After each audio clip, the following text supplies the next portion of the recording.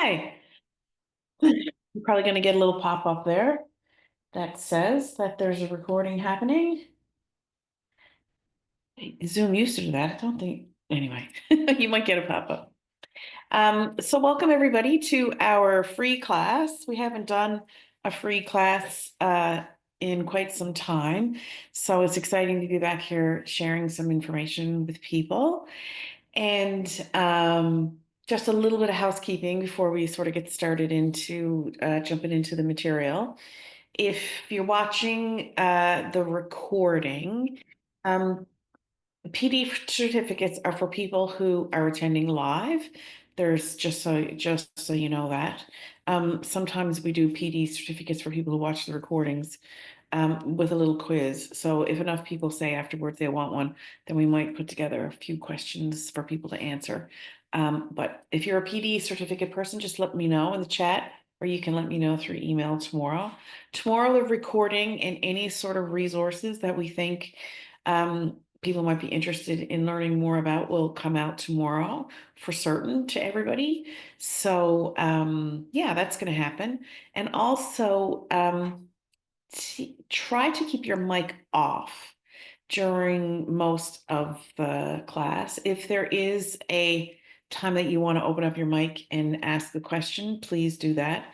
Just know that if CNN is on in the background and your mic is on, then we're listening to the news, just like everybody else in your house listening to the news. So if you can consciously think about your mic every once in a while, that would be fantastic for everybody. So, welcome to one of my favorite topics about timeouts and using compassion and connection over compliance and rewards and punishments. So, for people who don't know, Empowered Parents is a family-based program, meaning we operate one-on-one services, workshops, retreats, those kinds of things to help parents who are trying to figure out their kids and their behavior and who want more sort of peace in their houses, trying to, move away from the chaotic kind of parenting into a more connected, compassionate, um, relationship with their children and with the world and all those kinds of things. So Empower Parents has been operational for about 10 years, actually more than 10 years. I have to stop saying that.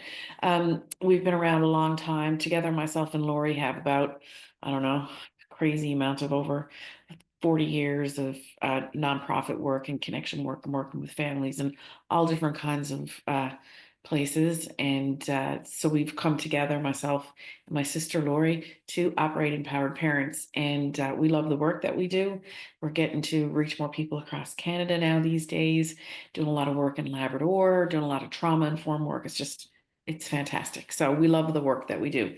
And we're going to send out some links to our service for people tomorrow. So if anybody wants to learn more about what we're doing or upcoming workshops, those kinds of things, then it's all going to come your way too. So tonight we're going to talk about timeouts and some of the research that we teach people every day that I think will be really useful for people. I want people to know, first of all, is that there's no research to back up timeouts and that they work. And it would be interesting to backtrack through modern day parenting around when it sort of became part of the world around parenting and discipline and those kinds of things. But there was a period of time where you could go to Canadian Tire and you could buy a timeout stool. Some places you can still. You can order them on Amazon or anywhere really still these days. But what we want to do is talk to people tonight about, well, what is the research around it? It is fascinating, actually, how much everyday things that we do in the world of parenting that actually have zero research to be behind it. People are really surprised. to learn that. But there is a paradigm shift that's happening that we're really happy about. That is happening because of the science and how science is changing. And the science, we didn't have the science before to say, well, why don't we try something different? And now we do have some science to back this up. So tonight, for the next hour, we're going to talk about, well, what is the science and what are the alternatives? And we've got some really great resources to share with people. I'm here by myself tonight. Normally, it's both myself and Lori, and one of us are managing questions and things. So it's just me here. And but I will say this: it's much easier to get through this material if people want to ask questions or type a question in the comment box. I'm going to do my best to sort of stay on top of the questions. Um, I've got two screens going here, and hopefully I'll be able to monitor it all. Yeah, so let's see, Allison. Okay, Allison, thank you. I'll make sure your name gets on the list here for a certificate. Okay, so here we go. PD certificates if people need them. So that's good to know. So I will say this before we get started. None of the material tonight is designed to make anybody feel bad or wish they had a time machine or make him say like, "Oh, I'm the worst parent in the world," or God, my how my mother parented me or my dad parented me was just so bad, those kinds of things. None of this material tonight is designed to make anybody feel sad or shameful or make people time travel to a sadder time in their lives or parenting history. I want everybody to know that we follow who we consider to be the world leaders in really progressive parenting.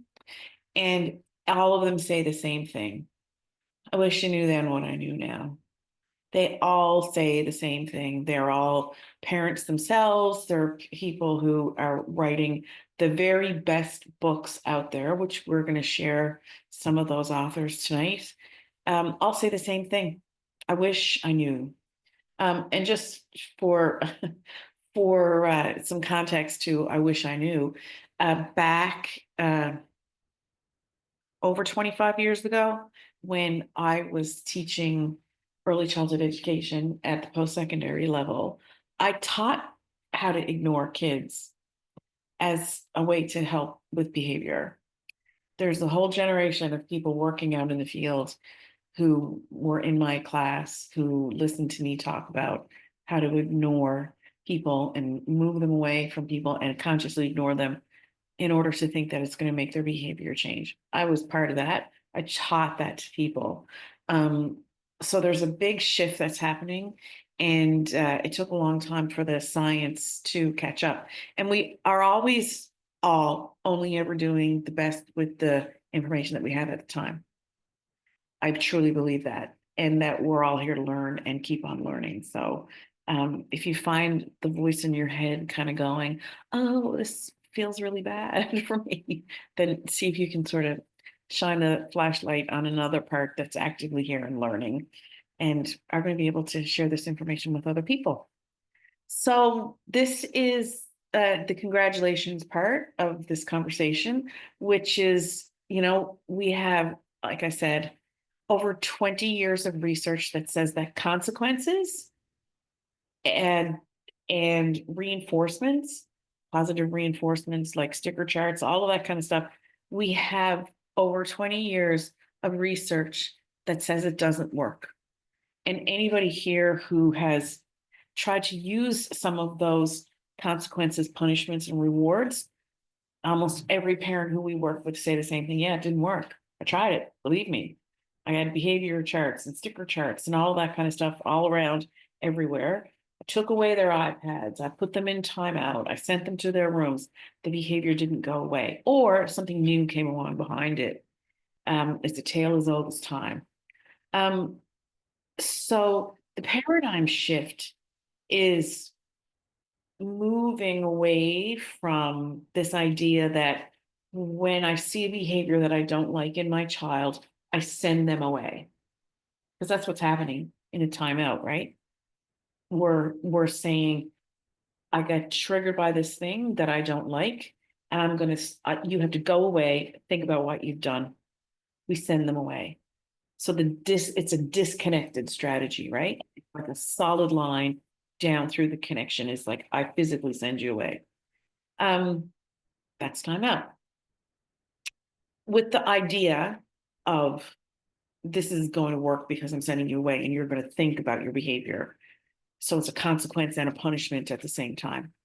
So the new paradigm is talking about, what do we do around maintaining this attachment and relationship with my child, knowing that the most important thing that I have in moving forward is this connection that I have with my child. I'm doing this with my fingers because we're connected in a deep and profound way, parents and their children, and we're going to talk about that tonight. Um, so we know the science is telling us about the relationships and how that's really important. The neuroscience around brain development and what parts of our brains are able to actually walk away and think about our behavior. Are we actually expecting kids to do something that we say in our world developmentally inappropriate? Are we expecting really our kids to do something that we can't even do, which is sit back and think about our behavior and come back and do something different? I don't know many grown-ups who can do that. I know a couple of grown-ups, a couple of my yogi buddies who can go away and walk away and really think about their behavior and come back and authentically say, I'm going to do better next time. Like, that's an advanced, extremely advanced skill. And we expect our kids to do that all the time. And so let's think about that. If you've never had to do that, go away, think about your behavior, come back, think about what you can do better next time, and then communicate that with the person who who might have been the victim or has been hurt in some kind of way, and communicate that back to them in an intelligent way. If you've never had to do that and you don't know how to do that, then we definitely shouldn't be expecting kids to do it. I think that probably makes sense. Although when I say that to people, sometimes they're like, yeah, exactly. I've been expecting people to do things that they're developmentally not ready for yet. So we are part of this paradigm shift. And I think people who are listening to these really progressive authors and things are really kind of helping move that bus forward, I guess. I'm pretty active in social media. I read a lot of people's comments on parenting pages and stuff like that. And I was reading this really great discussion that was happening around somebody asking, like, well, what do I do in this situation, this thing that happened with my daughter, this behavior that came out of nowhere? What's the consequence? How do I discipline her for it? And I think there was like 200 comments, and almost all of them said, this is nothing that needs to be disciplined. This is not a punishment kind of situation. You need to pull her closer. You need to ask her some questions. This behavior seems very bizarre. So let's like really kind of get curious around what's happening. And it made my heart happy, because sometimes the answers that people are giving people is not that. It's like, we'll take away her iPad, send her to her room, all that kind of stuff, right? So I see things changing after, over many years of teaching this stuff to people. I do see people changing. So that's the paradigm. What is it? It's when you turn things upside down, when you're kind of doing things that always were in this direction, and now there's a population of people who are doing things in a different way. We're on a different road, we're on a different path. And so when we are able to do things differently, that's what we mean when we say we're part of the paradigm shift. And empowered parents are firmly in the paradigm shift for certain. So this is from Dr. Mona Delahooke, who is one of the world leaders in parenting in a relationship informed way, in a neuroscience informed way, in a reading cues of children's behavior and trying to make sense of what's going on underneath the behavior, how stress is connected to our children, and what we see in their behaviors. So you might hear the phrase self-regulate or self-regulation being tossed around. And, it's kind of like I keep telling my kid over and over and over again the same thing, what I expect. And I'm repeating myself over and over and over again. And we go, yeah, you are, because what you're expecting them to do, they can't hear you because they're too stressed, or they're too dysregulated, or sometimes they're just too unwell to actually listen. And so we do have this expectation gap of what children actually are able to do and what we want them to do. And self-regulation is really one of those things, which is, oh, this thing happened, and I don't go boom or yell or punch or scream or spit or run away or, say mean things to my sister. We just kind of go, oh, that thing happened. I'm going to go over here. I'm going to take 10 deep breaths. I'm going to come back and I'm going to, join in with my group. That's self-regulation, really advanced skill, super, super, super advanced skill. But we think when kids are quiet, that they're calm and they're regulated. And that's not regulation either. When I want to please somebody so badly that I'm going to stuff my emotions down, I'm not going to get my needs met because I'm so afraid that I'm going to lose my iPad. I'm so afraid that I'm going to get pushed away. That's not emotional regulation or self-regulation. That is fear of losing my iPad. Now, we might like that as a grown-up. We might like that behavior because now I can cook supper, or now I can get the other sibling in the bath, or now the ride home is going to be peaceful, all those kinds of things. But we need to know that that is not emotional regulation, and it's not self-regulation for certain.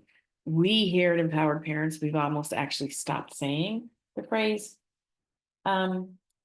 self-regulation because it's really something that's incredibly difficult for people to do. I'm doing a full workshop tomorrow night for a group of early childhood educators out of Ontario. The whole topic is on self-regulation. That's what they asked me to do. And then we're going to talk about why it's so hard, right? Why it's such a hard thing to do. So here's what we say about timeouts. Timeouts are like fast food. They sort of fill you up, like if you're really hungry and you go through the drive-thru and you get a Big Mac, it fills you up. It's easy. You don't have to clean up the cupboards and the kitchen afterwards. But there's no long-lasting nutritional value to the Big Mac meal that you just ate. It does the thing that you want it to do, which is I'm really hungry and I need to get this food into me really quickly. And that's kind of how we look at timeouts. We look at them like they're fast, they feel like they're easy. It looks like the behavior stops, but there's no nutritional value in the timeouts. Kids are not learning anything from it. They might learn to actually be more fearful of the people who are there. They should never feel fear from, which is usually their primary caregivers and their extended family, and also teachers, people who they need to have strong relationships with. And used in the long term, they can actually be damaging. They can actually rupture attachment styles, and where children just become fearful of the grown-ups in their lives. And also, what comes with fear is shame. What the close cousin that carries along for the ride is shame. And the research around shame and how that follows people around for the rest of their lives is very, very strong. So, there's a whole generation of people that's how they raise their children. Just like, stop it, get out of my face. You got to go up there, sit down over there, and come back when you're ready. Tell me what you're going to do better next time. There's a whole generation of people who were raised with that strategy, and it still is very popular, or else we wouldn't be doing this workshop tonight. So So here's why they don't work. I'm gonna have a little sip of water. I had uh, I had pneumonia last year, and I'm still coughing and getting really stuffed up when I'm talking. So I'm going to take a cough drop in my mouth. So this is the therapist parent, who's another fantastic resource, Mona Delahook, who's on the other slides, and we're gonna share their research and stuff with you. So we'll just go through these slides about here's why they don't work. The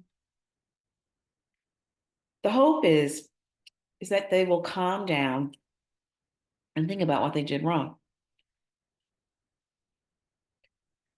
Because humans are so wired for connection, we need to know that in order for children to actually calm down from, and I mean like calm their nervous system down, calm their breathing down, calm their emotions down, whatever they're feeling in their bodies, which can be for many kids, especially if we have neurodivergent people in our lives, a full body experience, a full blown fight and flight, emotional flood, cortisol and adrenaline just flying through their veins, all through their organs, everywhere.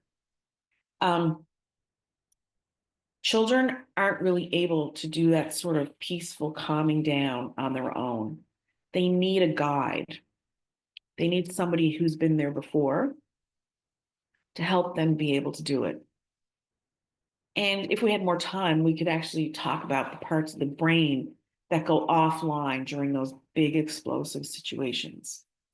Um, and asking children then to think about it and put words on it, we know that they can't do. Some kids will say, I don't know what happened. And when they say that, they really don't know what happened. And we find that very confusing. About, what do you mean you don't know what happened? But that's because our different parts of our brain are fully cooked and parts of their brains are not. But kids can also get really good at about, not telling the full truth in order to please somebody. If there's an actual word on it, it's called confabulation. They actually will say, that wasn't me, that wasn't me. And you saw them with your own two eyes do the thing, mark on the wall, put the Barbie in the microwave, which I did once upon a time as a child. But they've seen you do it, or you've seen them do it, and they go, it wasn't me, I didn't do that. And then eventually they start believing it, that they didn't do it. But that's because they're out there on their own trying to avoid the punishment, right? Or the shame or whatever it is. So that's one thing. They can't really calm down on their own. They need assistance from another person.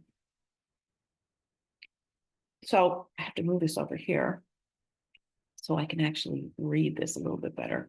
So when we're actually saying to people, I don't like what you did and you need to go away. You need to go over there. You need to go to your room. You need to go to wherever and go over here. Time out over there. What really happens is this. The feelings around the event actually just get bigger inside the container of their emotions and their body and those kinds of things. Like you can send somebody to their room and then they destroy their bedrooms, right? That happens too. I've seen that happen in people. Kids will start to think about, well, why did not, they'll think about, well, why, or what's fair, or this thing happened and I was justified in doing what I did, or I didn't know that I was doing what I did. And kids have a really difficult time thinking about what they did. You don't learn what else to do if you're just sent away. If you're sent away and you're expected to come back with something else that you're going to do. Kids don't have the lived experience that we have as grown-ups. They don't have the menu of things to choose from yet.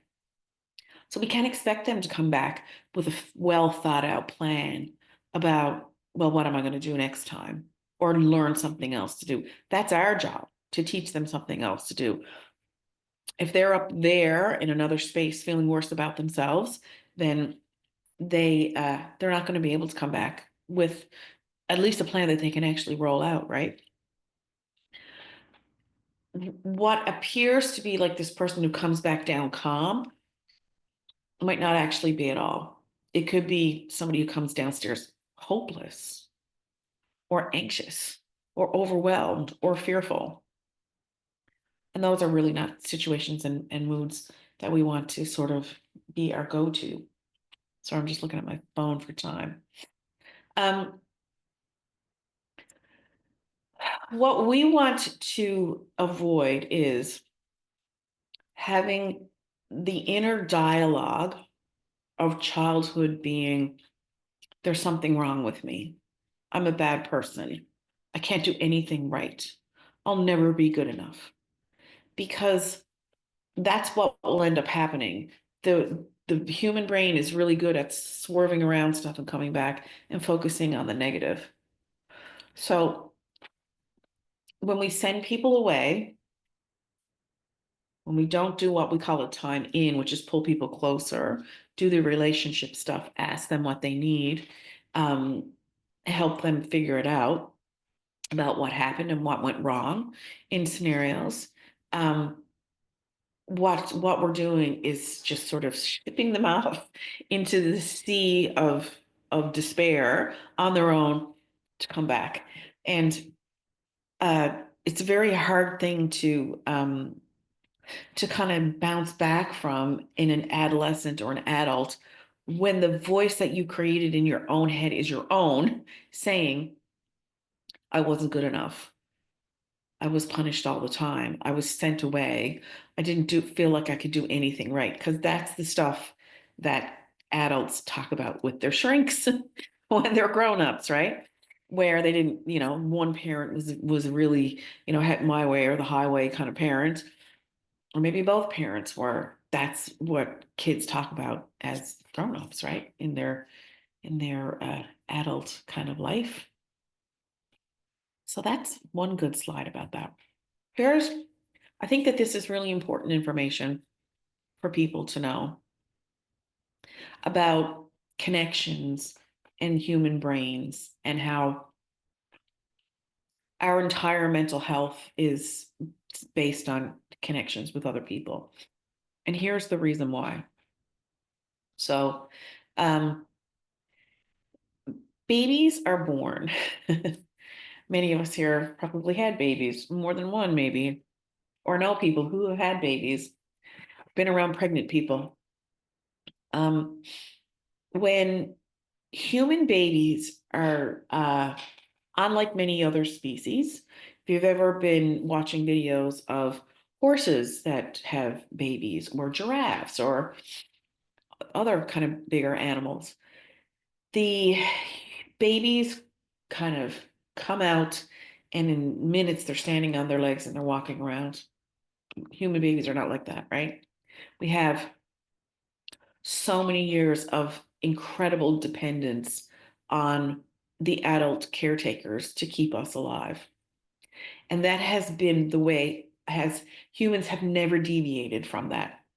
From the time we crawled out of the sludge and grew lungs, we always needed a caretaker to care for us, or we weren't going to make it.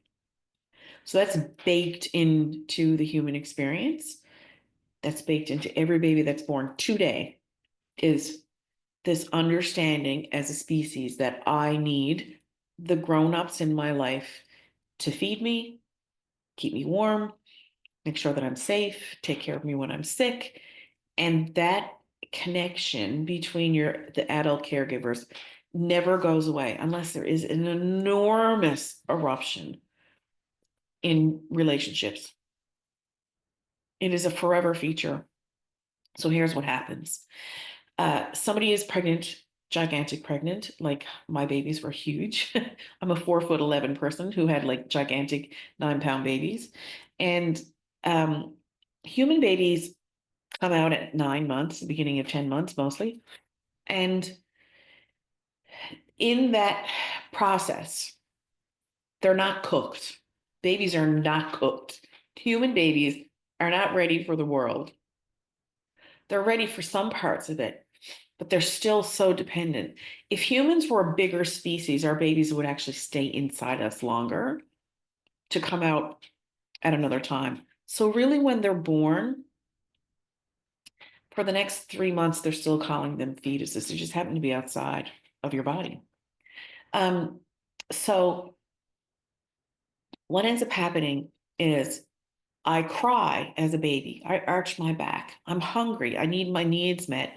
I make this, explosion of behavior. And then somebody goes, "Oh my gosh, this is so, oh, let me fix it. Let me make you warmer. Let me pull you closer. Let me rock you. Let me sing to you. Let me talk to you, ask you questions." All of those kinds of things. Even brand new babies, that's what we do. We do this sing-songy thing back and forth, and it comforts us as babies. It strokes our nervous system.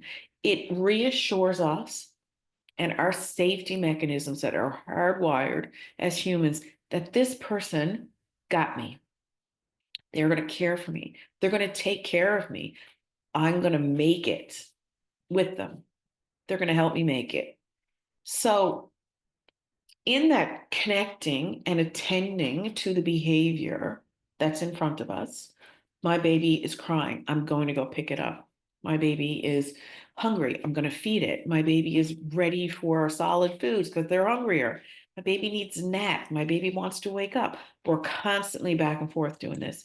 And what's happening in little kids when we're doing that is the neurology for learning is also getting laid down. And it's getting laid down through the connection. And the first bit of wiring in our brain says, I get this connection. When my behavior gets big, the person who I need the most attends to me.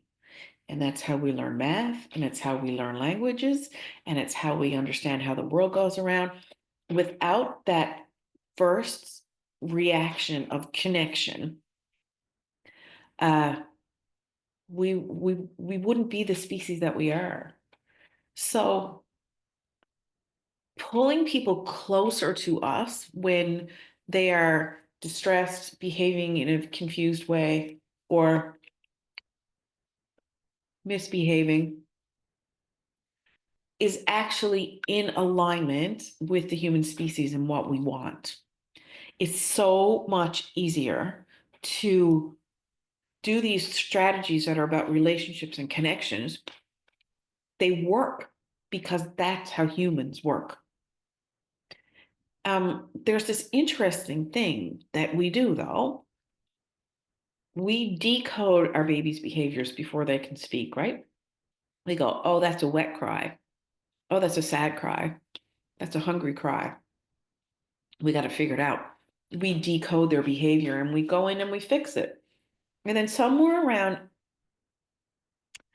I don't know, 5 to 8, we expect children to tell us what they need.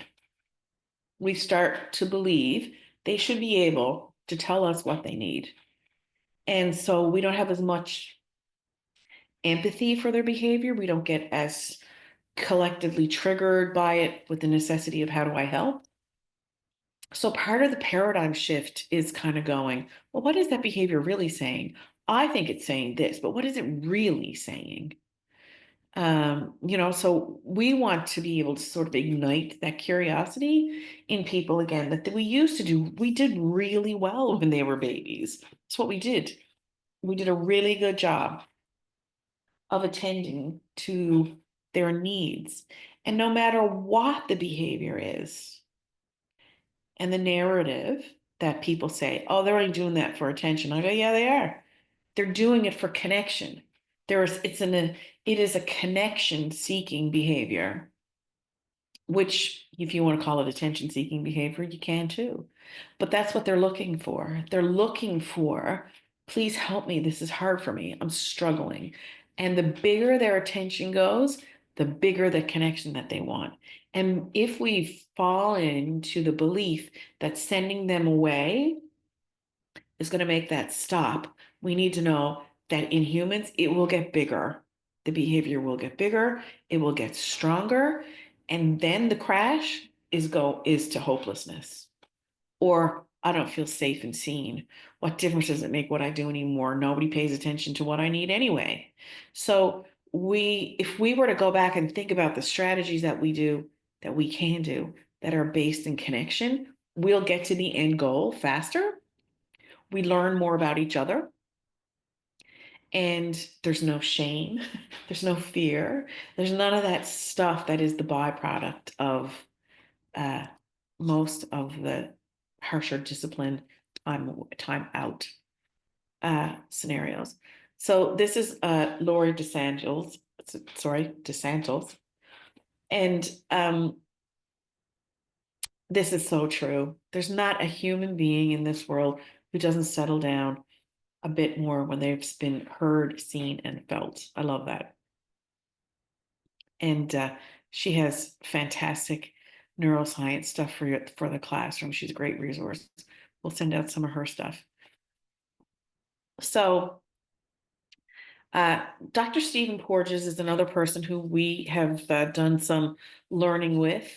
And we talk about how do we create this connection of safety.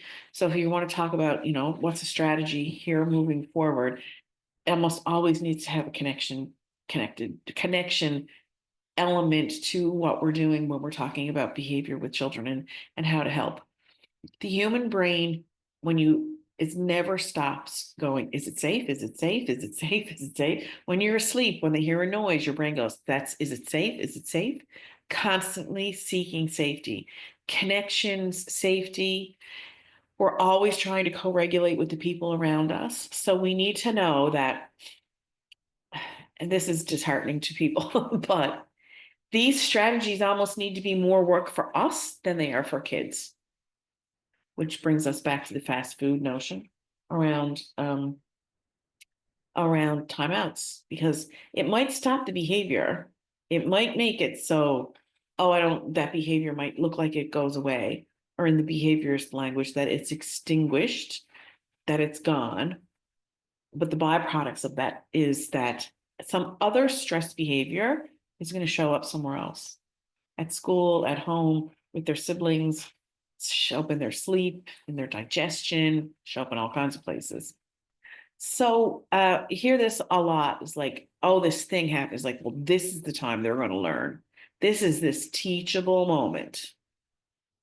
And so we're trying to turn that upside down for people and say, well, in times of this reoccurring behavior over and over again, that thing that you're just like, oh my gosh, are they ever going to stop doing that thing? What if we said this is not a teachable moment? What if we stopped and we went, oh, this is the opportunity for me to really connect and to get super curious.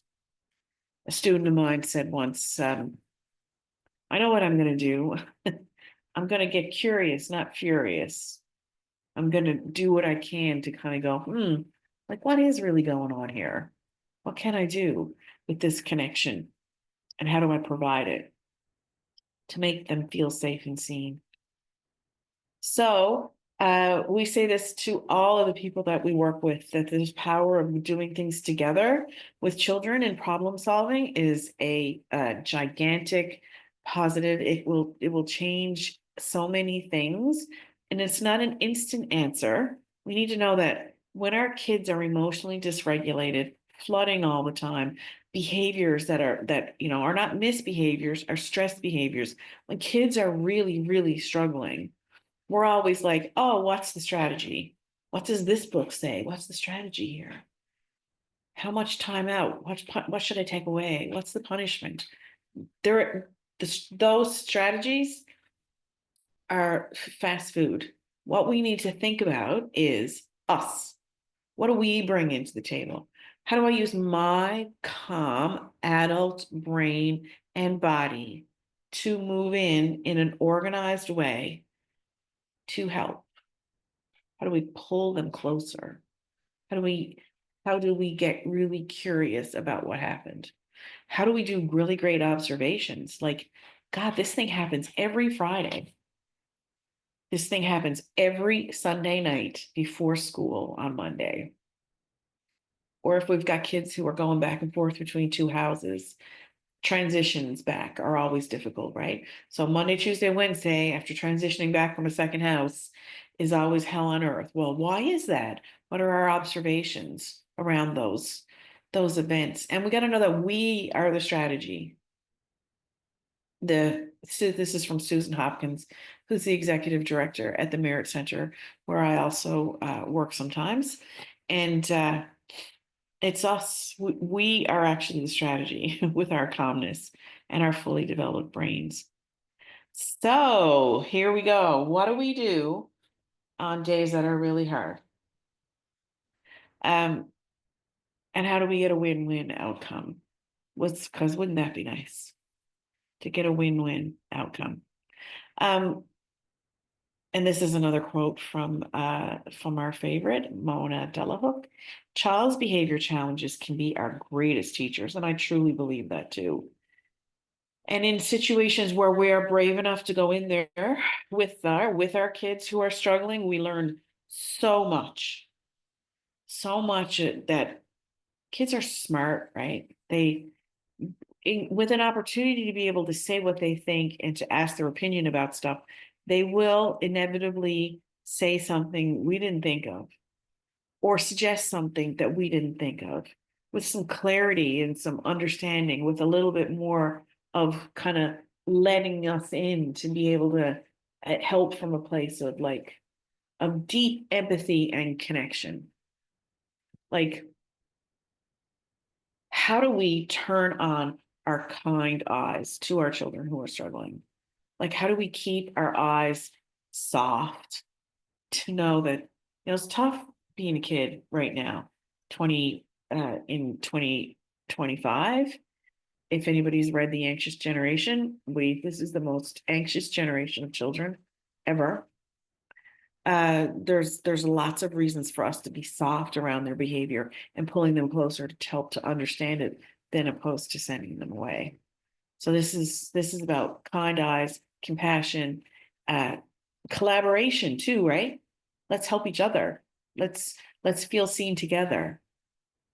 Love it. So you got to know that this is the most powerful connection on earth. We're playing the long game. We're not playing the short game. We are playing the long game for the future mental health of our children. So we're talking about pulling them in. And we already talked about this, about the connection to babies and how that is a forever feature. We never lose our influence.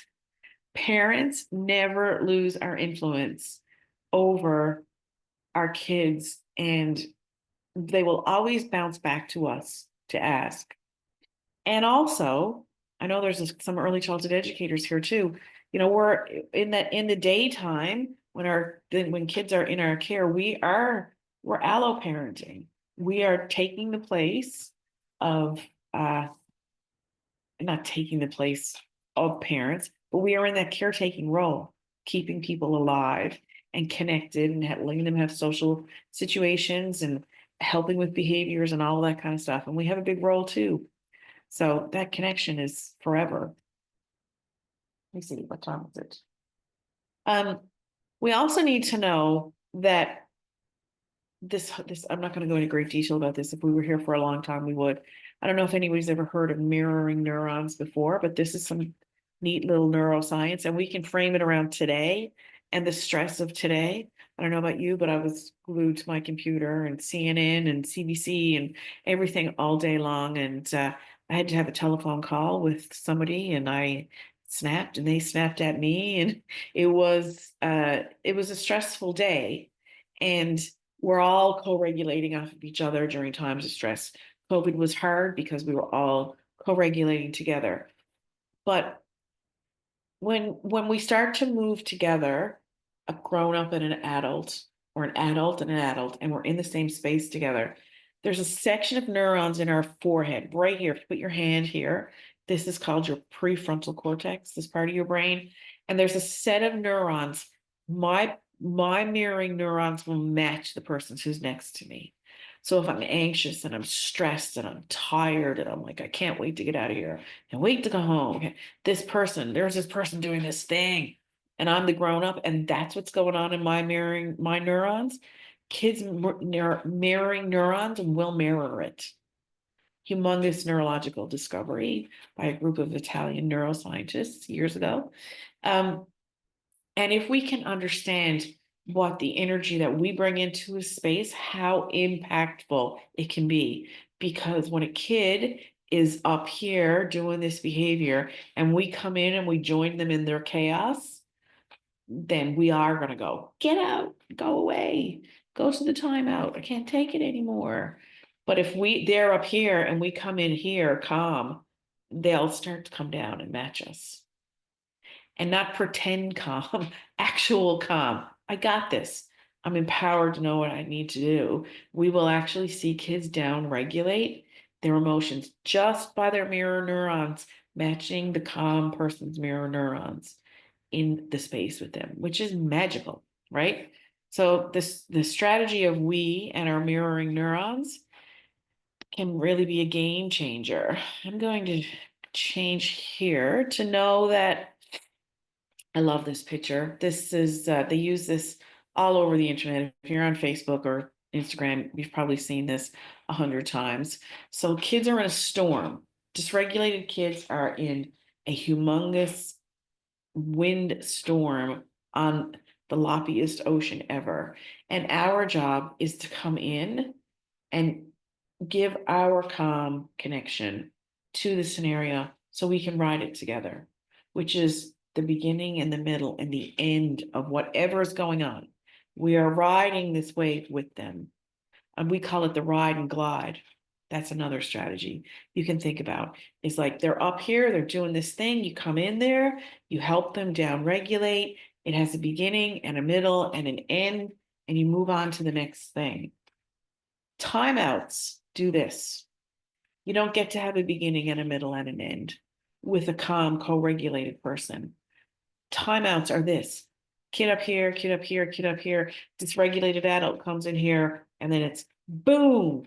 And then they go over here and they go to timeout and they stuff their emotions down. They don't ride and glide. They don't have a beginning and a middle and an end. They have a beginning and a peak. They don't get to ride down the other end with a really calm co-regulator helping them actually reach the other side. That's the beauty of co-regulation. We get to help kids ride and glide and go through it all. We want kids to be able to feel their feelings, not stop their feelings, which is another thing that timeouts will do, right? Timeouts will get them to stop what they're doing, shut down their feelings, and not ride and glide. It's kind of as simple as that, really. So let's just talk about one of our favorite strategies that we send people to learn more about. And we're going to send you some links to Dr. Ross Green's webpage, where he is talks about Plan B and Plan A. And Plan A is simple: my way or the highway. I don't care. I don't care how tired you are. I don't care how hungry you are. I don't care how old you are. It's my way or the highway. This is my house. This is my roof. I'm the grown up. You're the kid. You have to listen to me. That's it. That's Plan A. Doesn't really work very well. It gives the illusion sometimes of things working, but it doesn't work for everybody. It doesn't work for kids particularly. And if you're not thinking about the nature of the situation, about learning new skills, or just being very blasé about it all, Plan C is just like, yeah, we're not, what are we gonna do? Nothing we can do. We're just gonna, it's all about the kid. It's all about what, it's just, there's no structure around what we're gonna do. It's very blasé. That's Plan C. But Plan B is collaboration. Let's come together. Let's use our relationships. Let's get curious. Let's see what we can do to help. So Plan B is collaboration. People call it CPS. We're going to solve this problem, especially if it's behavior that you're seeing over and over and over again, right? We're working out solutions together. And people would be like, oh, that's pretty soft. And how are they ever going to learn? But they're not learning anything with the timeouts either. This idea about the fact that consequences teaches people is there's no research to back it up. And I mean, zero research to back it up that when we give somebody a consequence for behavior, and there's also no research to back up when we reward somebody for a behavior, that it's actually going to make the behavior better too. So that's kind of, if we're married to this idea that there must be a consequence, you got to know that there is no research to back that up, none. So uh, this hard line, like, oh, they got to learn this thing, or else what's going to happen? Understanding the research around attachment, but we don't have time to do it here, is a good place to start to understand about why we need to soften around it. So I'm not gonna go over everything on this slide. I'll just give you the Nicole's notes of Plan B. Plan B is first, we see this behavior happening over and over and over again. Plan B, step number one, starts with us, is that our empathy and our kind eyes are leading the whole plan of, well, why is this happening? How come it's happening? They must be emotionally dysregulated. Maybe they're hungry. Maybe they're tired. Maybe school is really hard, and home is also really hard. And maybe there's this, and maybe there's a food allergy. Maybe it's puberty. Maybe, who knows, right? Our empathy needs to be authentically high, and then we kind of come together and have developmentally appropriate conversations about, well, what's happening. And the adults can say things like, well, I can't cook supper, or I can't do this, or I'm deeply concerned for you, or, how a person's behavior is impacting somebody else's, and not in a blaming way, in a way where adults can say, I am here to help. This is what I'm seeing. My empathy is really high. I want to listen to what you want to say. We got to be able to tolerate what they're going to say back to us. And then we invite the children to ask us about, tell us about, well, what's going on? And here's a tricky thing, if you do with this empathy thing and you say all the things that you feel like you need to say from a calm, controlled, emotionally regulated place, and the children can't participate, it means your empathy, you got to go back to empathy again. And you might be doing this for a week or more, or maybe even longer. So everything is about authentic connections, and also keeping your empathy really high for whatever they're struggling through. And we're going to send you the Ross Green website has a bunch of really great videos. It has a really great bunch of worksheets. It's got like a cheat sheet, it says. And his stuff is all over YouTube. Fantastic speaker. He's just like, he's a world leader here. We've already talked about this, except for to say this, we haven't talked, well, I guess we did, is that this relationship, isn't this beautiful? Just have a look at this. The grown up is down lower than the child. This person is making their grown up body less triggering and less dysregulating by getting down low, pulling the child in. Her face is her eyes are bright and curious. They're having a conversation. It's a back and forth. And this is the opposite, right? Like, we're pulling people in. We're doing all that we can to be that safe person so that we can get more information about what's happening. In these relationships, these sing-songy situations, this volley and receive, we call it, we're actually sculpting the neurons inside children's brains. It's architecture. It's pillars of architecture for them to be able to grow and learn and have relationships and successful adult relationships, keep their empathy high for other people, participate in activities. Like, what's going on there between that child and grown up is actually strengthening neurology in your brain. It's a beautiful thing. So we're going to finish up here. and then we can have some questions. So these are what we consider our pillars for emotional regulation. Wouldn't it be nice to get in front of these behaviors before they happen, before we have to resort to some dated sort of discipline strategies that we talked about? So number one, if we had to quiz people today, I think we could talk about the connection time, positive connection time. I am here to help you build this Lego tower and play with the Barbies and do all the stuff and have some really great positive connection time. That's not about directing or correcting, right? I'm just here with you during this game you're playing, cooking, baking, whatever. Kids have to sleep and they got to play. We're in deficit of both of those things in our country. Our kids are not sleeping and they're not playing enough. And if you don't sleep and you don't play, you can't be regulated. You are going to have emotional floods and tips over and over again. We talked about this tonight. Number three is that we have to know ourselves. We have to be able to guide behavior. If we're super dysregulated ourselves, we cannot guide. So we got to know that part of the strategies of helping getting in front of behaviors is us. We are the most influential impacts on our children's nervous system.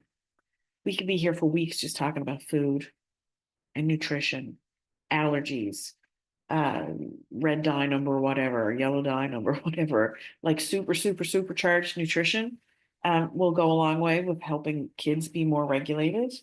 And, like talk about today. What are we all going to do today to do a little bit of self-care? And maybe your self-care is learning and going to a workshop. It would be mine too, because I'm a learner, a lifelong one. I like to learn too. But what are we going to do? Like tonight, do we need to connect with people? Do we need to, like, today was stressful for a lot of people. I know it was for me. So I think when this is over, I'm going to have a workout because everybody will be better when I do some kickboxing because my nervous system needs it.